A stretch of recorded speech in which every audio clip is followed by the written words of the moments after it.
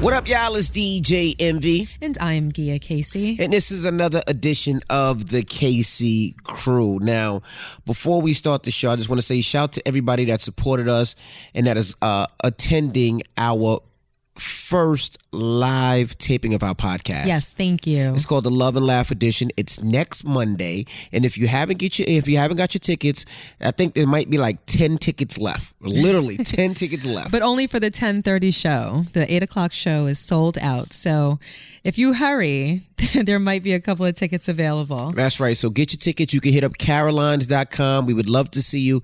It's perfect for date night. You can enjoy a nice show. You get some comedy. You get some food. You get us. We're talking about relationships. We're taking your questions. I mean, it's going to be a lot of fun. So definitely get your tickets. I said there's only like 10 available, 10 left. So get your tickets. All right. All right. Now, shout out to everybody. Also, this weekend we were in Houston for... What up, Houston? For Super Bowl. And I would like to say that Gia really impressed me. I think we were out there 4 days, Thursday night, Friday night, Saturday night, Sunday night. Mm-hmm. And I had like 10 shows, 2 live broadcasts. We watched the game. It was so much going on. And we didn't get into an argument about Gia being late one time. Yes, round of applause. I was very impressed. Usually, I thought for sure we'd have an argument, but it wasn't that. Or 2 or 10. 2 or 3. And I was very impressed. Uh-huh. And I was very impressed about the way, Gia rode out, because it wasn't a luxurious trip. It wasn't the bells and whistles and room service. It was Super Bowl, so all the hotels were booked. So we had to kind of just thug it out. Yeah, that was definitely some thugging. Yeah, we didn't go out to eat one time. Right. I actually gained 8 pounds on this trip. No, you didn't. I did. No, you didn't. I swear I did. You gained 8 pounds? 8 pounds on this trip.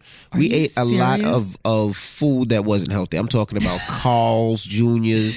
I'm talking about Whataburger. I don't even know what Whataburger is, but we had that like 3 times. We had something else that nobody really liked. It was something else that we had. Oh, Jack in the Box? We had Jack in the Box. Jack in the Box. We had a lot of Chick-fil-A. Oh my God, but that was amazing. But that was our meal for 4 days. There was no Ocean Air. It was no Del Fresco's. Turf. It was no Del Fresco's. No, none of that. Dug it out. Chinese food. We had gumbo. Shout to Yep Gumbo. Yes. Oh my gosh. Somebody made us gumbo, which was amazing. We had strip club wings, fries and wings shrimp. and shrimp. Shout to Showtime. Shout to Eric and Chris who held us down there. We had, this was nothing spectacular. It was straight gutterbug food the entire trip. The hotel we stayed at didn't have room service. But it was actually a very nice hotel. I was very surprised. It was a beautiful hotel. Beautiful hotel. Without room service and without like on demand or there was the no ability amenities. to order movies. There was no bellhop. You had to take your own bags to your room. Exactly. It was. But that's what you get for being a last minute Larry and booking the hotel accommodations so last minute. That's what you get. And we were about 40 minutes from everything. And because it was Super Bowl weekend, the room rate was like, if octuple is a word, octuple, right. It was at least 8 times what the room rate typically was. It was ridiculous. So, the rooms where we usually go to Houston, the rooms are about $200-$300. That weekend, they were like $1,100. No, a lot of the rooms were like $2,300, $3,800 some places. It was too expensive. Per night. So my cheap ass was like, all right, well, we're going to stay about 40 minutes away from Houston, and we only going to pay $200 a night for it wasn't $250 for it. No, it wasn't. I know your manager. I know how much those rooms were. Wow. It wasn't $2,300. It wasn't $2,300, but definitely wasn't $2,300. So we thugged it out, but we had a great time because we also celebrated your birthday. Yes. So we partied hardy. It was just a great experience. Yes, it was a lot of fun. And you know me, I don't need all the bells and whistles. I can definitely thug it out and, I had Gia in some grimy clubs. We were in the sticks. But you know what? But here's the thing: everybody was in the grimy clubs, right? Like all the football players, right. All the rappers, all the entertainers, all the singers. Everybody was at. But it's funny. You did some grimy clubs, and then we did the extravagant clubs. Like we did extravagant events. It was like a nice mashup. Yeah, so I had a wonderful time. Right. And you didn't really drink that much. I didn't drink that much this weekend. You drank one night. Yes. With Angela, you and her were going shots. Oh my God. For shots. I can't hang with her. No, she drinks like a sailor. Angela, you drinks like a sailor. I cannot hang with her. Nah. Like, she's like, it's your birthday. Shot number 7. I'm like, dude, I can't walk. Yeah. Like, what are you talking about? You were bad. Yeah, I succumbed to peer pressure. Yeah, at that party. And I drank the whole weekend. It was effing vodka and tequila for me the whole weekend. So. But you held up good though. Yeah, I mean, I know when to stop. I know when to drink. Just when I get a little tipsy, because I need to know what's going on in my vicinity. Yeah, but it's very difficult to even be able to tell when you're tipsy. You look like a straight shooter the entire time. Yeah, well, I mean, I'm with you. It's only when you start making silly jokes, I'm like, oh, he's twisted. Yeah. Especially you start laughing at stupid things. I'm like, oh. When I'm with you, I have to be on extra because I'm very nervous that something's gonna pop off in the club and I can't get you out in time, or somebody's gonna try to disrespect you or something. Whatever it may be, I'm really into, watching you. And I don't smoke, but this weekend I smoked a little bit. That's what those little electronic thingamajiggy pens. Yeah, let me tell you how, I don't want to say stupid, but let me tell you how, I didn't say stupid. You better not be referring to me. You better be deferring to another story. I was. We were on our way to the airport and Gia says, oh babe, you dropped this pen and I have it in my bag. Now the pen was a weed pen. Now I would have loved to see Gia try to go through the airport with that weed pen in her bag and they would have tackled her ass for weed. But it was fun. I mean, it was a lot of weed smoke. Now, Gia doesn't smoke, or does she indulge in anything with marijuana? Okay. I think the main reason why. The main reason? Yeah. What's your main reason for me? Well, what's your reason? Why don't? I never have. I've never smoked weed in my life until you haven't smoked weed, but I remember. Now, I'm the type of person where marijuana to me is funny at certain times if it's done responsibly. I'm sure it is. And a lot of people, there's a lot of places that medicinal, it's approved, and a lot of places that you can actually smoke and indulge in weed candy. Yeah, it's legal a lot of places. Right. So I remember a couple of years ago, somebody gave me a weed package when it was legalized, and the weed package had it had weed soda. Wait. We're going there. Yeah, I'm gonna tell that story. We're going there. It had a package. It was like a little basket that somebody gave me when it was. They gave me like a weed soda. They gave me a weed chocolate bar. They gave me weed lollipops and like weed gummies. And I remember bringing it to the station because I got it at a club. And right before my last break, I popped the weed. It was a weed lollipop. Lollipop in my mouth. Yeah. And for 3 hours straight, and I gave one to Angela Yee, I gave one to Charlemagne. For 3 hours straight, I couldn't stop laughing. I remember. No, you don't understand. Everything was funny. I remember. To the point where I couldn't go home. I was tuned in that day. So I was sitting there thinking, what is wrong with him? I couldn't read a break. I couldn't read a commercial. It got to the point where I had to sit on the floor. I was about to say, at one point you fell off the chair onto the floor. And I sat there for 2 hours and all I can do was just laugh. Right. It was the funniest experience ever. And I was just laughing and everything was funny. You would be like, nice shirt, and I'd just start dying. Nice shirt, you are stupid, and start laughing. So when I finally got myself together, maybe 3 hours later, I came home and I had a piece of chocolate. Now the chocolate's a chocolate bar. It looked like a Hershey bar. Looked like a Hershey bar where, the Hershey bar has 8 different boxes of chocolate that make one bar. And I gave you a little piece of it. Well, no. You didn't just give it to me. You absolutely peer pressured me into eating that piece of chocolate. Right. Now, it was because I told you no. Right, but you offered it to me. I told you no. It was a small piece of chocolate. Like, usually you got to eat the whole bar. When I say this was a small piece of chocolate, it might have been the size of a quarter. Oh, it definitely wasn't the size of a quarter. It was like the size of a dime. Okay, maybe the size of a dime. Because it wasn't 8 pieces. It was probably like 12 pieces dissected. It was like a rectangle dissected into about 12 pieces. Now, do you remember that day? I remember that day very, very clearly. Now, let me set up the scenario. So Gia's home. I just get home. Madison is at camp. Madison was at camp. Madison was at camp. We were getting work done at the house. Yes. They were actually laying wood floors down in our house. And they were putting the rock speakers out. They were doing the whole sound system by the pool. And they were doing the whole sound system by the pool. So there was about 5 people out there by the pool. There was about another 4 or 5 people laying wood throughout the house. It was the first day of work for our new cleaning lady. So I had just met her, just hired her, and this was her first day working for us. Right. So there was them, and we had some friends by the house earlier. Well, they were coming over early. Right. So I gave Gia this piece, and she went upstairs to do what she was doing. And I would say in about 30 minutes. Well, no. First, I ate it, and we were together for about maybe 15 minutes. And I was like, oh, like this didn't do anything. Right. But I didn't want to take it at first. You forced me. You're leaving that part out. You forced me. You said that already. They understand that. You forced me. They understand. Are you admitting that I forced it? You. Yes. Okay. I didn't force you. I didn't throw you on the floor and say, take it or you're going to die. I just... No, you forced. You were like, oh... Don't be whack. Just give it a little try. Yeah, a little peer pressure. You always have to be such a goody two shoes. Yeah. Live a little. Right. So let me tell you. So I go outside. I'm looking at the guy at the pool. I come back in 15 minutes later and I can't find Gia. I'm looking for Gia, and the guy that's laying the floor is looking for Gia, and I can't find her. So I go upstairs in the bedroom, and the door's closed. It was almost locked, so I almost had to break into my bedroom. I break into the bedroom. And do you remember you were lying on the floor?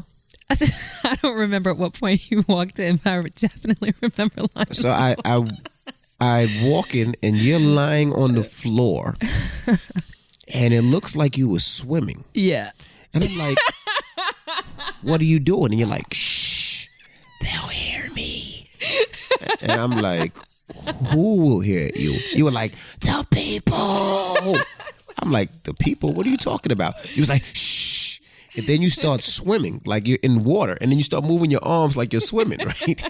I'm thinking to myself, oh, this bitch crazy. I'm like, this bitch crazy, right? And then you start laughing, and you start laughing crazy. And then I start laughing, and then all of a sudden, you start crying. Oh, my God. And now you're bawling. And I'm confused because you were just laughing, and now you're crying, and now you're like, I hate you. You gave this to me, and you ruined my life. And I'm like, oh shit, what the fuck's going on? Right? So now my jaw's hurting right now. And I didn't want the people to know. So then I walk back outside, and I'm like, and they're like, hey, is Gia available? Because we want her to approve the floor. And I'm like, she's not available right now. She's not feeling good. Wait, hold on.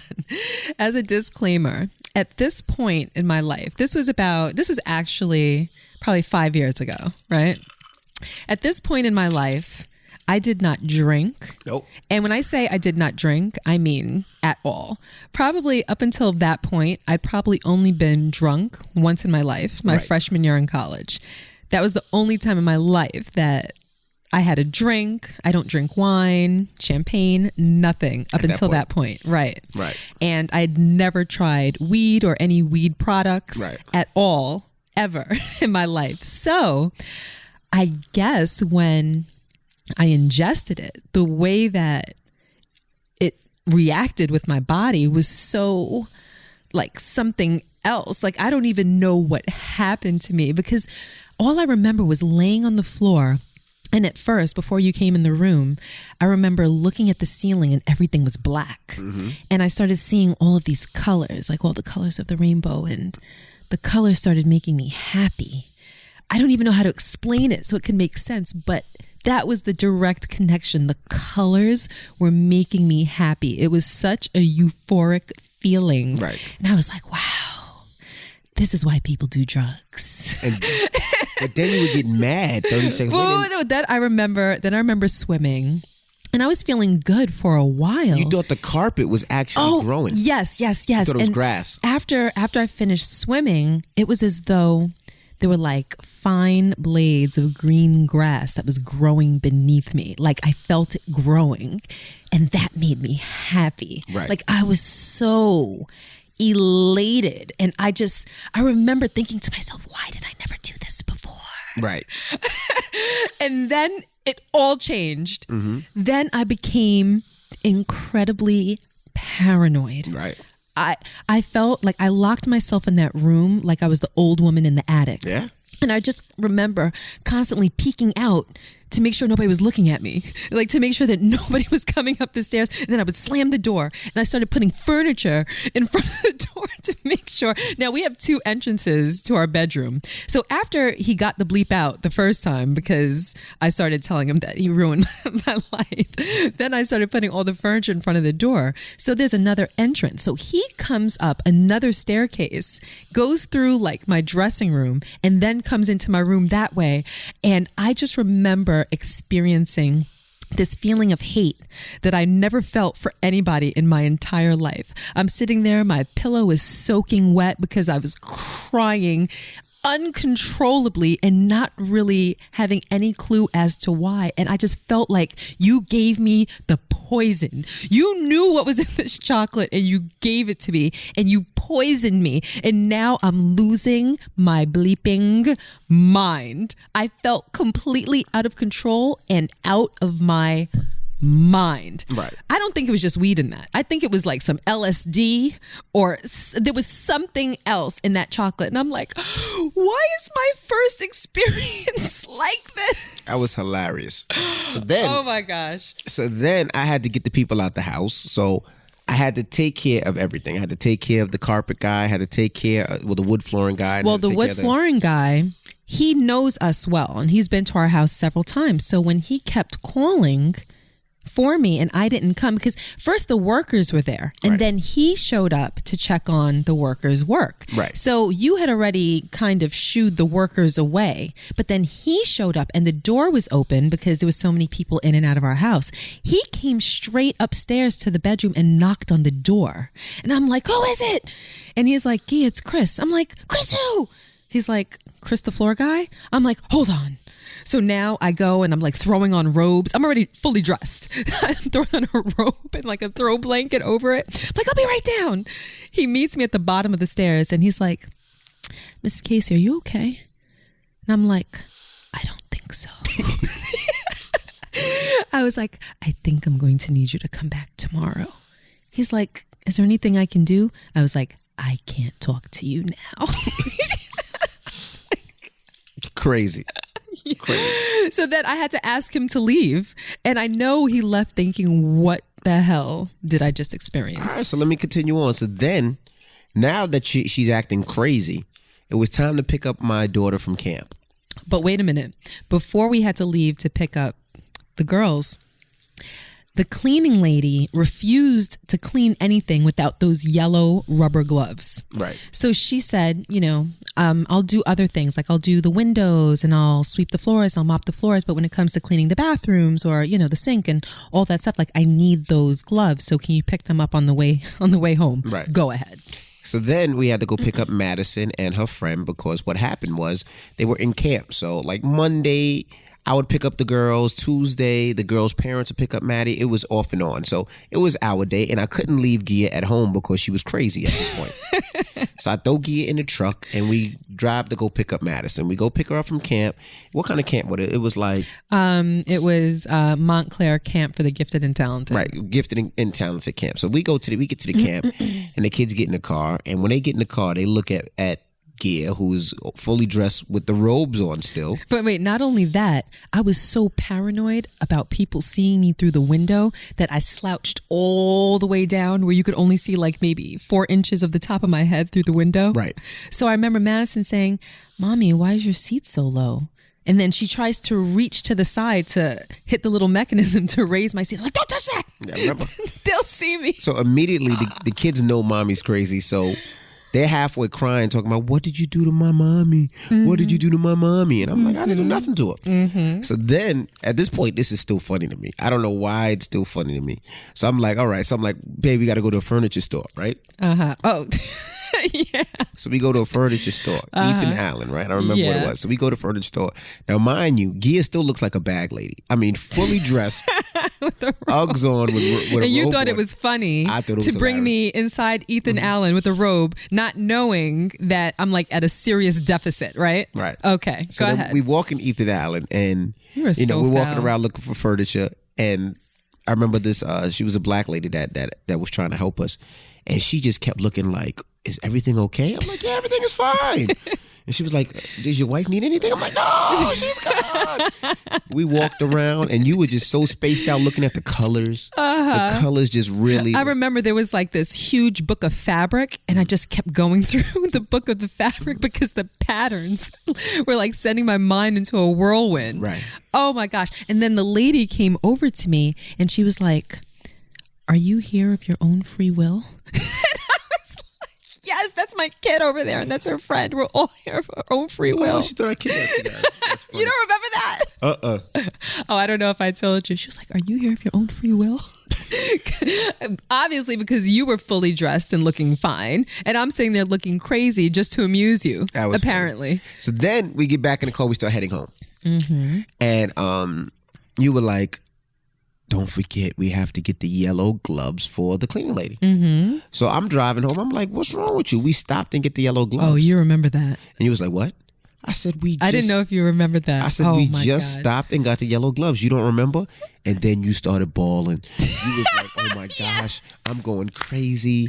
I don't know what's going on. You gave me this poison. I hate you. How can you do this to me? I didn't even know we stopped and got gloves. Where was I when you stopped?" I was like, "Oh my." "Madison, did we stop and get gloves?" And she was like, "I'm not saying anything." Yeah. And you would just started bawling. You was like, "I hate you." But you know gave me this something? damn I poison." remember the feeling. Like, I'm disconnected from it now, but I remember that feeling like, oh my gosh, we stopped at a Stop and Shop and got gloves, and I don't even remember. I'm certifiable right now, and he did this to me. I loathed you at that point. Yeah, you hated. You was telling me you hate me. I'm getting a divorce.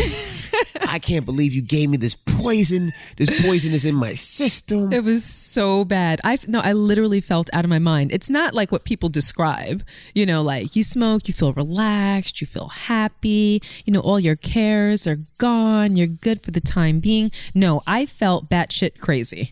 Okay? Now, hold on. That's how I felt. Then we went to drop off Madison's friend at her. Oh, yeah. Do you remember? At her friend's house. Uh-huh. And the mom came out. And the mom is my friend. She's a friend of mine. The mom came out. And we rolled down the window. It was like, "Hey, how you doing?" It was like, "All right, No, you rolled down the window. I was trying to hide. Right. All right. I rolled down the window. I was like, "Hey, we just dropped it off. We'll see you tomorrow." She looked at Gia and was like, "Gia," and you were like, "Yes." She was like, "Are you high?" Gia was like, "How'd you know?" But she was cool. She was cool. She was like, "Do you have some more?" And we actually gave her everything else. We gave her the rest of the bag. We gave her the rest of the bag. We Yeah. gave her the soda. We gave her the rest of the chocolate. But then we went back home, and the kid. And Logan was crying. Logan was crying Because Logan thought you did something to me. How old was he then? If he's 13 now, he was 8. he was about 8. He was 8 and he was crying. Yeah, he was crying. He was hysterical. He was like, "What did Daddy do to you? What did he do to you? I hate him too." I was like, "It's okay." They really were mad at me. But it stayed in my system, not just that day. It didn't leave my system till the following night. And I was so upset. Like, I was upset with you for about a week. I remember. Like, it was a serious thing in our house. I couldn't let go of those feelings. Like, I felt like you did this to me. Right. Like, you shamed me into eating this chocolate. And now I'm having like repercussions days later. Yeah. Well, Shame on you. But that night, the sex was amazing. It was like having sex. The second night, not the first night. Right, but it was like having sex with 2 different people. It was like you were crying at one time, and then you were happy at one time. Then you were crying, and then you were happy, and then it was good, and then you hated me. I was like, "Oh, this is amazing. This is fun." Built-in threesome. It was everything. It was like, "I hate you, die, divorce. I love you. The colors are so amazing. Oh my gosh, look at that blue. Look at that red. Look at that yellow. Right. Fuck you, motherfucker. I hate you. No, Die, stop it. die, brrr, die." I don't recall it being all about that, but I'm gonna let you live. But that was a funny time. But that's the reason why Gia will probably never ever try any type of drugs again. But you know what? That was also good too because our kids seen it, and now because of that, our kids will never try a drug. Oh yeah, so ever. Yeah, we explained to them what happened and why I was acting that way. But we were perfectly honest with them because Right. we always do try to draw from our personal experiences to influence our children by example. It's one thing if you tell your kids don't do this because that'll happen. But when you can tell them from experience and it's in the time of that experience or close to that time, then they can relate to it better. Right. And then it makes the advice that you give them more authentic. Right. You know what I mean? Well, the reason I even wanted to tell that story is because I think it's as a couple and as a relationship, I know sometimes you do things and you want to try things by yourself and you don't know what your spouse will be willing to say or willing to do. And when I say try things, of course, marijuana is legalized in a bunch of different states, so it's not going that far. But, it's something that I never smoked weed. I was never into weed. I just was never that person. But I always wanted to try it to see what the effects would be, especially because it was legalized. So it was just good to experience that with you.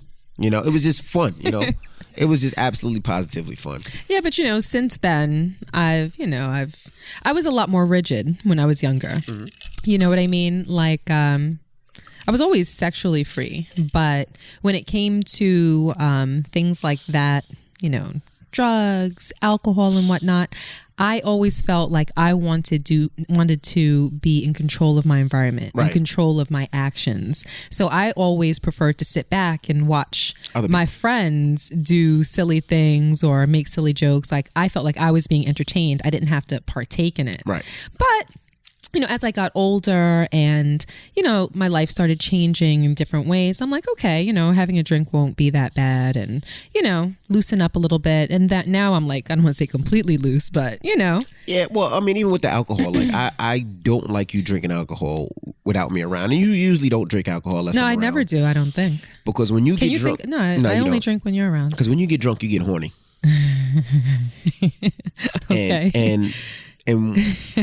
And you just get absolutely positively fairly touchy when you get drunk. Like I remember, I'm just gonna tell this quick story and then we'll get to the email of the week. I remember being at Live in Miami. Live in Miami. Oh yeah. We That's were right. partying in Miami and you were drunk. Mm-hmm. I was drinking, but I don't drink to drunkenness. I get drink just tipsy. Whereas I'm the complete opposite. Yeah. If I'm going to drink, I want to be like completely Gia's not twisted. like you could give Gia a glass of wine and she's gonna gulp it like it's a shot. Like she wants to get drunk when she's drinking. She doesn't want to taste it. But only because I'm like one of the few people that don't necessarily enjoy the taste of alcohol. I cannot get with wine to save my life. Yeah, you don't really like any type of alcohol. Really. Alcohol doesn't taste very good to me. I like maybe like a Bellini or a glass of rosé. They don't taste bad. They taste good. But aside from that, I don't like the taste of alcohol. So I'm not going to be the girl that's out with her friends on a Friday night ordering apple martinis and Cosmos because I'd rather have a soda. Right. I'm not going to sit there and sip it and be like, oh, this is what I'm drinking to quench my thirst. No, I'd rather have a soda. So if I'm drinking, it's because I want to have a good time. Right. You know what I mean? So you're a little bit different. You'll sit there and sip tequila. I don't want to sip tequila. It tastes like gasoline, even if it's quote unquote the good stuff. Well, I mean, I sip tequila. I sip my vodka, my effing vodka. I sip a bunch of things, but I drink, I get tipsy, and I stop at that point. I need to know what's going on in my surroundings, which what happened. We were in Live Miami, and an artist by the name of The Real Lambo, which was, and it still might be, LeBron James's mother's boyfriend. Hold on. LeBron James's mother's boyfriend. Mm-hmm. Okay. And Charlemagne was saying some stuff about him on the radio. Uh-huh. And when I was at Live, I guess he seen me and wanted to approach me about some of the things that he heard on the radio. Right. So he approached me. And when he first approached me, I didn't know who he was. Uh-huh. just look like a dude with a bunch of jewelry on. Right. Which I see all the time. And a lot of times people like that are artists and they want their records played. And a lot of times people don't know how to approach you or how to talk to you. So they come up to you kind of tough. Right. And I get it all the time. So it's understandable. Now, you and I are in the club alone, but we're never alone. Right. And when I say that is I'm there by myself, me and her is there. But every time I go out, I always have people around. And when I'm in Miami, it's always a bunch of Haitians. Sac passe to all my Haitians. I got a lot of Haitians in Miami. So we're in the club and he approaches me and he was like, what's up? And I'm like, what's up? And he was like, where's your man at? And I'm like, who's my man? Charlamagne. I'm like, you're not here. He's upstairs. What's up? He was like, yo, I heard y'all talking on the radio. And right then and there, it clicked. I know exactly who it was. So now I'm on defensive because now I don't know if he's coming to beef, if he's coming to talk, if he's coming to fight, or if he's coming not. So now I'm on defensive. So now the first thing I do is there's a bottle there. I look at the bottle, I grab the bottles. I'm like, all right, I'm outnumbered because I can't be like, whoa, whoa, whoa, whoa. And people start running. But I know if I start beefing and moving my hands, people are seeing start coming. Context clues. Right. So that's what I did. So now we're going back and forth. And he's talking to me crazy. I'm talking to him crazy. Right. And when that happens, now we're in each other's face. This is in the Miller Club live. Everybody's beefing. We in each other's face. Me and the real Lambo, we in each other's face. And Gia's playing with my nipples and rubbing my ass. So me and him are beefing face to face. Gia has her hands down my pants, grabbing my ass, trying to play with my shit. And I'm beefing. So could you imagine, fellas, you beefing with somebody, y'all in each other's face, y'all going back and forth, and she's so drunk she don't know what's going on. She playing with your nipples. How tough do you look? Your wife's playing with your nipples and you trying to beef. And it wasn't until you put the palm of your hand on my chest and literally shoved me away. I was like, what happened? Yeah, I'm sitting there being tough. My wife's talking about nipple, nipple. I'm like, what the fuck is wrong with her? I'm like, you don't sit the fuck down. And then, when you pushed me away, I might have been like 2 or 3 feet away from you at that point. And then I'm like, oh, there's a problem. So then I'm running around. I'm like tapping your friends like, there's a problem. By that time, I mean, everybody ran over. My peoples ran over. His peoples ran over. And I think that he thought he was gonna to sucker me out. And then when he realized it wasn't gonna be, we were gonna brawl in there. He respected it, and then we kind of dapped it out, and we enjoyed our night. But that's to say that when Gia gets drunk, she don't know what's going on. She gets horny. I'm sitting there beefing. These guys about to try to whoop my ass, and she's playing with my nipples. Like they'd have hit me on the floor, and Gia would have been like nipple. And that's the reason why.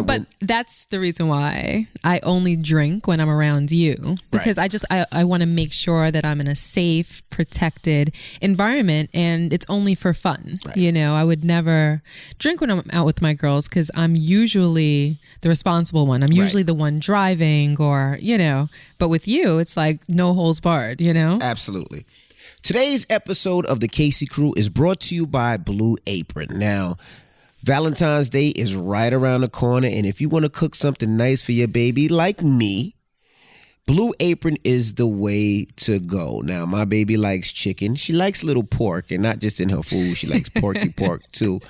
But I'm going to make my baby the cashew chicken stir fry with tango mandarins and jasmine rice. You're not going to do all that. I am going to do it. You're not going to do Blue all that. Apron's going to hook me up. They're going to show me exactly what I need for the ingredients and how to cook it, and we're going to be good money. Okay. I'm cooking Valentine's I'll Day. believe it when I see it. Okay, so all right, let's make a bet, right? What's the bet? If I cook an amazing dinner, you have to give me a massage and everything that comes after it. What comes after it?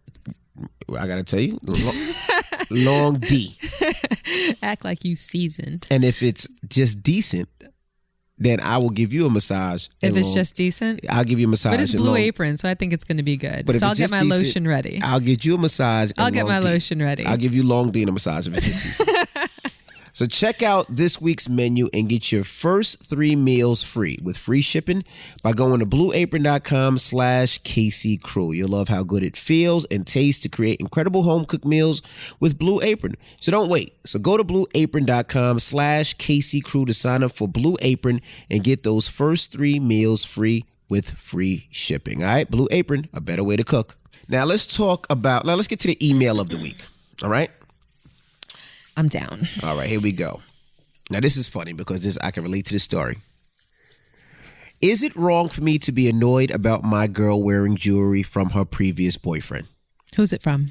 His name is Pete. He goes, what up, Envy and Gia? Been a fan of the podcast since day one, and you guys are beautiful together. Me and wifey talk about each podcast as part of our weekly conversation. Aww. We've been together for almost 2 years. We were childhood loves, lost contact for 11 years. She has kids, I had kids, and we connect backed up and been in a relationship for 2 years. I have a question on my girl wearing her Pandora bracelets that was giving and charms given to her from her previous relationship. Am I wrong to tell her not to wear it? Each charm represents a good memory from your previous boyfriend, so why wear it to reminisce on the past? Am I bugging or no?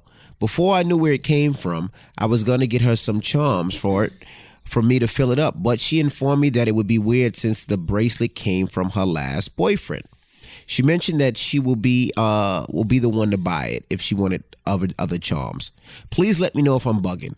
I know people wear jewelry from previous relationships, but I'm not cool with this one. What do you think, Pete? I think that people should abandon any type of gifts, etc., that came from a previous relationship, especially something like jewelry that is typically given as a sentimental. That's bullshit. What? So, all right, let's say me and you break up. Everything I gave you, you gonna get rid of? Well, that's why I can't break up with you, because I like my things too much. So everything that I bought you gonna get rid of? No, it's different. It's different because we are married. Oh. And everything that you buy me, technically, we buy me. Okay. Do you understand what I'm saying? So those are my things, not necessarily as a gift. It's just something that was purchased during the course of our marriage. Okay. But if you gave me, let's say, a heart necklace with an inscription on the back, or something that, was an object of affection and there was some type of sentiment attached to it, I wouldn't use that in a new relationship. Okay. I wouldn't. No, I wouldn't. You want my opinion? What's your opinion? Pete, if you're out there listening, fuck that bracelet. Let me tell you what you do, Pete. She has to take it off when she takes a shower, or you ask her for the bracelet. This happened to me before, Pete, and let me tell you when what did I this did. happen to you? This never happened to you. Why? Do not lie to the people. I'm not lying to the people. What are you talking about? You don't remember when a motherfucker bought you a Movado watch? You're so stupid. Let me tell you what I did, Pete. I cannot. Somebody bought Gia a my Movado watch. We were in college, right? Watch is what, $800? Well, wait, hold maybe on. $1,000. It was $1,000. Hold on. Let me set it up. Let me tell them what happened. I'll tell you what I did, Pete. I'll show you that. I went to the mall. I pulled into the parking lot, and there was a guy in the parking lot. And when I got out, he came over to me and asked me if he could have my telephone number. He paid me a couple of compliments. I told him no, I had a boyfriend. He said, well, I would just love to be able to take you out to coffee to get to know you better. I said, all that based on the fact that you just saw me get out of my car? He said, yeah, all that based on the fact that I just saw you get out of your car. I think you're beautiful. I said, I'm sorry, I can't. I have a boyfriend. We're very serious. I'm in love, and I don't do that. Oh, we can't just be friends? No, I don't have friends. He was like, okay, well, it was nice to be able to have the opportunity to talk to you. Okay, I said, you okay. got smooth game. Go ahead. I walked into the mall. I didn't know that he was lurking, and I went to the jewelry section. He was smooth. I was in a department store. I went to the jewelry section, and I started to try on Movado watches. Okay. Now, he was a little bit older than me. I might have been, I don't know, 19, 20, I guess. So he might have been like 25, 26, something like that. So I went over, I was trying on watches. I said thank you to the lady that was helping me, and then I walked away. I did my tour in the mall. I left the mall. I went back to my car and the Movado watch was on my windshield with a note and a rose. And I was like, you cannot be serious. That smooth bastard. So I looked around. I That's looked Drake shit. all the way. I'm looking around. I'm like, he has to be in the parking lot to watch me take this off of the windshield, because anybody could take this off of my windshield. But I couldn't find him. I couldn't spot him. So I took it off, sat in my car, and I read the note. And it said, would you reconsider coffee? And it had his number on it. And I was like, this dude just bought me $1,000 watch. Now, mind you, back then, $1,000 watch was everything. Like, that was probably $1,000 watch is a lot. I mean, but especially back then. Right. Do you know what I mean? Mm-hmm. Like, I don't even think that you had given me $1,000 gift at that point. So I was geeked, but geeked in a funny way. Like, I came home and I was like, babe, oh my God, let me tell you what just happened. I showed you the letter.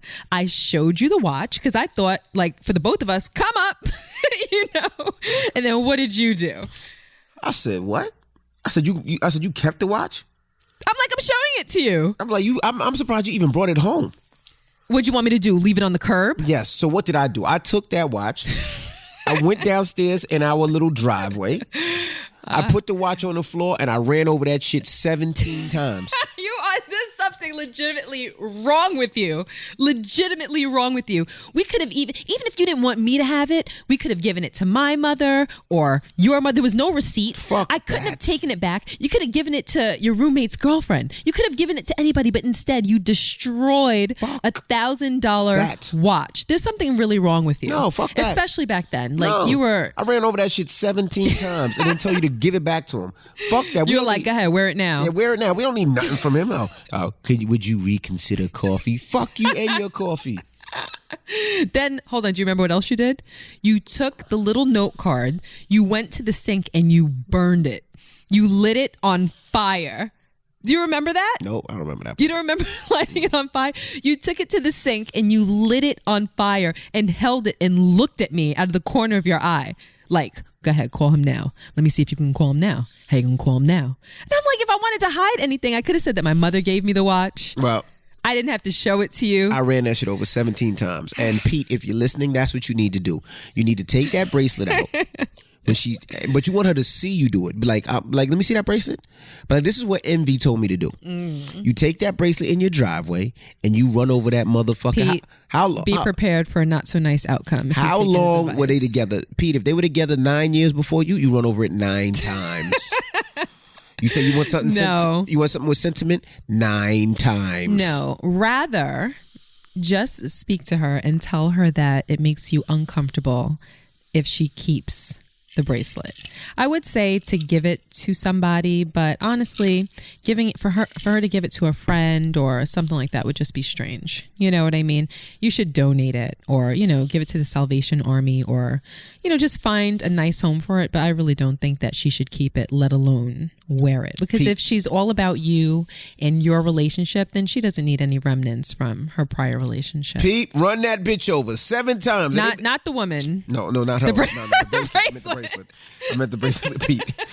If you told me to run you over, no, Pete, I swear, just the bracelet. Run that bracelet over. You don't need that in your life. Just get rid of it. You don't need that negativity. Yeah. You don't need that bad, and that'll be a way. Energy. And that'll be a way. You don't need none of that. And if she's listening, that would be a way for you to show him how serious you are about your relationship with him, and that you're not harboring any feelings for your ex. Right. Okay. Well, now it's time for the argument of the week. Okay. Now, where do you want to go with this argument of the week? We can go email or we can go personal. Which way you want to go? I still have some lingering thoughts about what we argued about a little bit earlier. So I would like to go there. Okay. Break it down. Okay. So 2 days ago, Logan shows his father a picture of himself with his arm around. He posted the picture. That's why I seen it. No, I know that he posted it, but he showed it to you as well. So he shows Rashawn a picture of himself with his arm around 2 girls. And I wasn't there. And, you know, he had a conversation with his father about it. So Rashawn comes over to me and he is like, hey, did you see that picture that Logan posted on Instagram? I said, oh yeah, him with his 2 friends. And he was like, yeah. I was like, what do you mean, yeah? He was like, that a boy. I was like, the are you talking about, that a boy? I was like, is that where your mind goes? And he was like, nah, I'm just saying, like, little homie's macking. I'm like, what? Like, that's your first reaction? Little homie's macking? And he was like, yeah, I mean, I'm proud of him. Like, he's 13 and he's starting to like girls and he goes to the movies. He has 2 girls. Like, that's my boy. Guess from his daddy.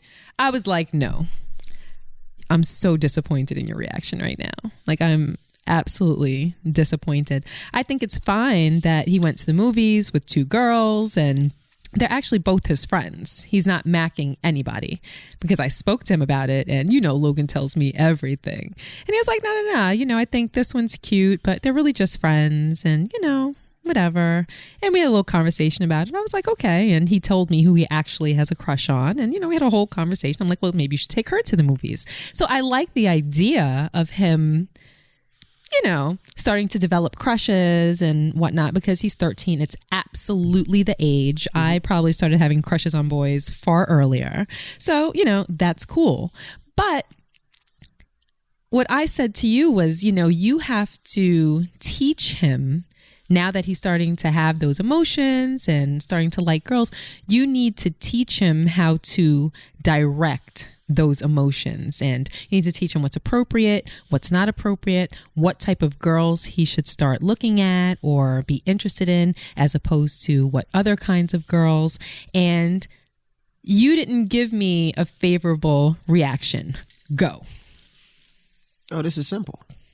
Every man out there that has a boy and sees that their boy is into, liking females and quote unquote into girls and going on dates, is like, yeah, that's my boy. Absolutely, positively. And no, I don't think he got it from his daddy because his daddy wasn't macking nobody. So the fact that I see him in the movies with his arm around 2 girls, I'm like, holy shit. Yeah, you did say that. You said when you were 13, like you weren't at the movies with nobody. Like you weren't really doing anything until we got together. My father asked me when I was 13? If you were gay. If I was gay. I rember. I remember him he told me that. Your dad told me that. I got an earring, right? And he was like, are you gay? No, wait a minute. Me and your dad actually reminisced about that about a year ago, but it was after we were together. Right, my dad thought I was gay for a long time. Yeah, because after you got the earring, I got you the earring. Right. I'm the one that took you to the mall and got you the earring, and you got it pierced in the mall. Right. And I remember after that, that's when he actually confronted you with it. Yeah. So you were 16 when that happened. And he was like, are you gay? Yeah, my dad thought I was gay. Yeah, he definitely did. Because I'm not going to say I wasn't into girls. You were just a turtle. I was a turtle. And you were shy. Slow. I was shy. I didn't know how to talk to girls. I didn't know how to approach the girls. So he thought I was gay. And back then, gay was so new that it was weird. Well, it wasn't new. People just weren't new. It was just that people weren't talking about it. It was pretty new. It wasn't new. It wasn't new. People just weren't talking about it as freely as they're talking about it now. All right. I'll go with that. Yeah. So my dad thought I was gay. Right. So, I mean, for me watching my son, I'm like, damn. He has the balls to go to the movies with girls and take pictures. So you're sitting here looking up to your 13-year-old son. I'm looking up to my 13-year-old son. Say, that's my little guy. Like, go ahead, Logie. And you was like, well, you shouldn't be thinking like that. You should be thinking a lot different. But how am I supposed to think? That's my little man. That's my little boy. Listen. He's 13 years old. If he wants to go out and have a good time and chill with 2 ladies, let him. No, if he's going out and having a good time, it should be with one girl. And I mean, regardless of his intentions, this is just the conversation that we're having and the hypothetical nature of it. But it should be with one female that he has a crush on. You shouldn't be so proud because he's out there with 2 chicks and he got his choice. And it's that overly masculine macho mentality that I'm scared that you are going to put onto our son. Right. And then it fast forwarded. And then I said, well, and we talked about the difference between if Madison went out with a guy, 2 guys, or if Logan went out with 2 guys, and I said two boys, 2 girls. If Logan went out with 2 girls or Madison went out with 2 boys, that's not what you just said. Oh, that's what I meant. So I said, if Logan called me from school, from college, and said, "Yo, Dad, I smashed this chick last night," I said, I wouldn't say it out loud, but I would think. No, you didn't say I wouldn't say it out loud. Go ahead and lie. I said that. I would be like, that's my boy. Exactly. But if Madison called me and said she did the same thing, I would be distraught. And I would be like, look, you need to stop. Enough's enough. Leave the boys alone and get back into school. Boys are no good. And you said, that's not right. That's not the way to think. That's not the mentality. There's diseases. You pulled up pictures of gonorrhea, of herpes, of the statistics of AIDS and HIV. And I said, I get it. I understand. But you don't, though. But as a father, I'm not going to say you're proud, but you are a type of proud if you see your son, and this is going to sound crazy and this is going to sound horrible, and I know only the men are going to relate, but if you see your son slinging that penis, you're like, okay, That's my son. Awesome. That's my boy. But men it's very disappointing. I know it is, but men are looked at different than women. Men are not looked at as whores for slinging penis. Women are.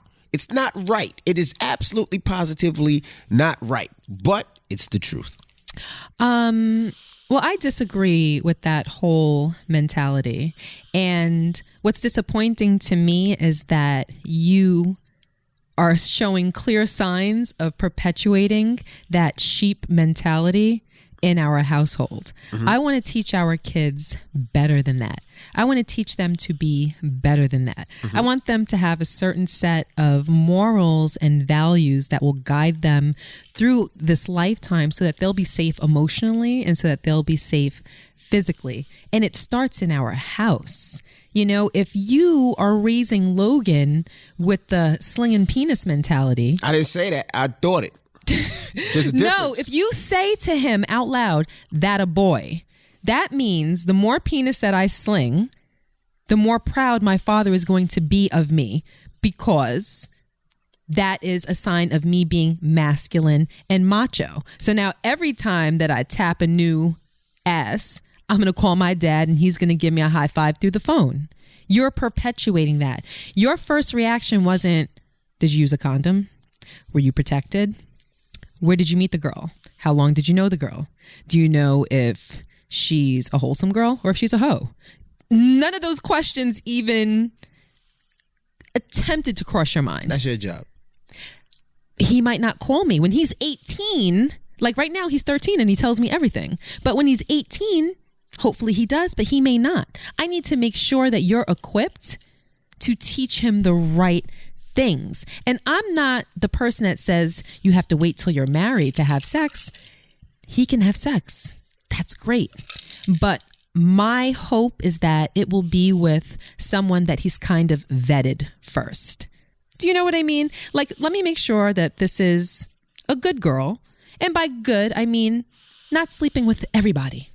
Because with you, it could be a chick that slept with the whole football team, or it could be the girl that sat next to him in Math Chemistry 101. You know what I mean? To you, it doesn't matter. But what you should be teaching him is that you need to vet a chick first.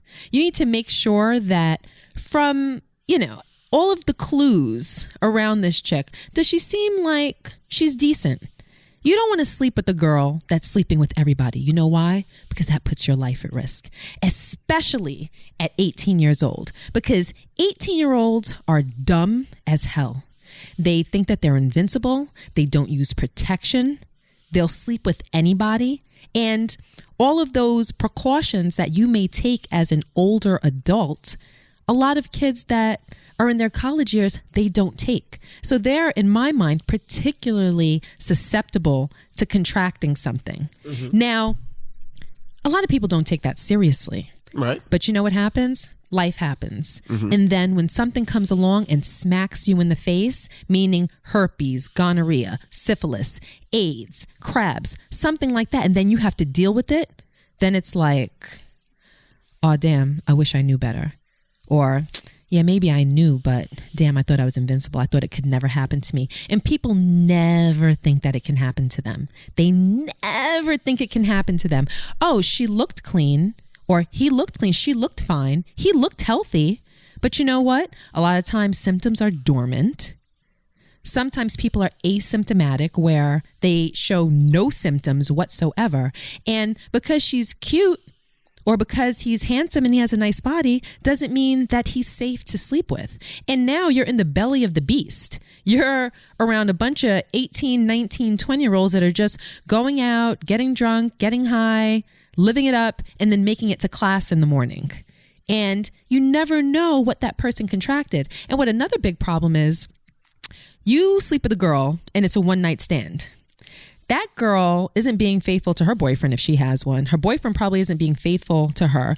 God knows who else she's sleeping with unprotected on other drunken nights. God knows who all the people that she's sleeping with are sleeping with at the same time. And diseases happen. Any kind of disease can get slipped into that scenario, and then boom, your kid winds up with herpes, which is permanent.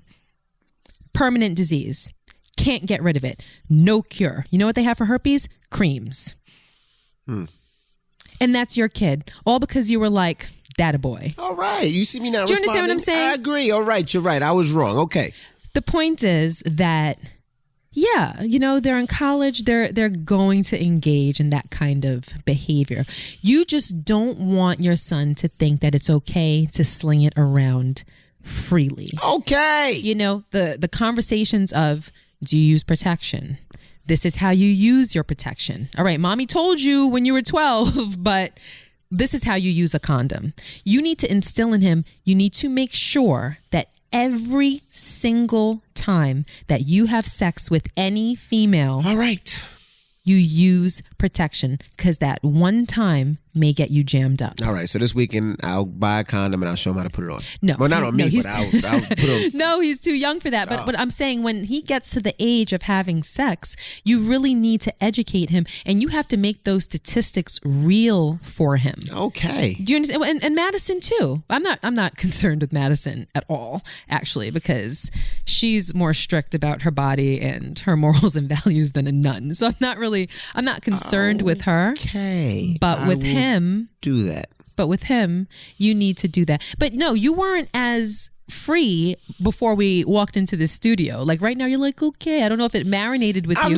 But we had this conversation a little bit earlier, and then you took a nap. We reconvened the conversation in the car ride over here, and you were still like halfway making jokes. So I don't know if you're serious. I'm serious. I said, okay, I got it. I get it. You explained yourself. You're right.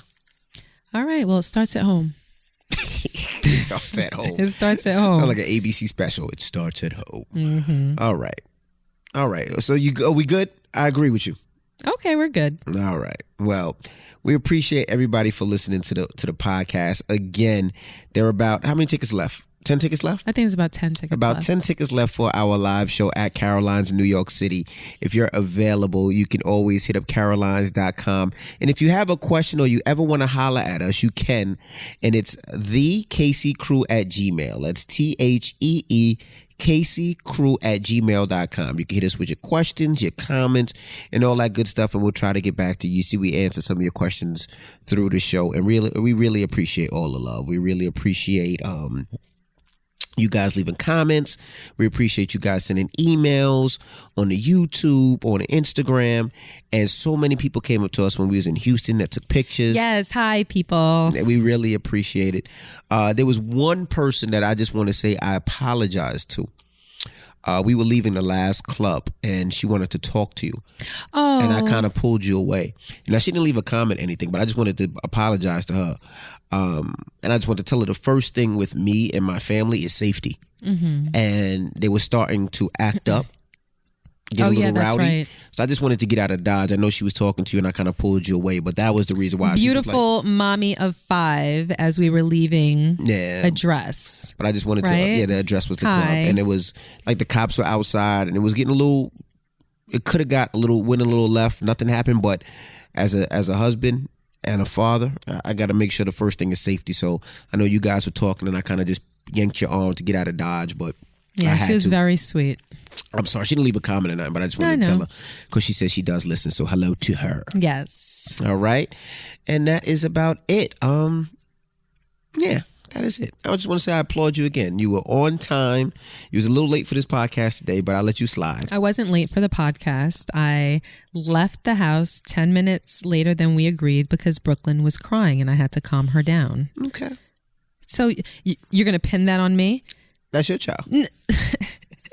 But if I left it up to you, then you would have been 10 minutes late. So you can't pin that to me. Well, you did good this weekend, so I want to applaud you for doing good this weekend. Applaud me for doing more than just this weekend. I've been really great, and I'm tired of you giving me these half-ass compliments.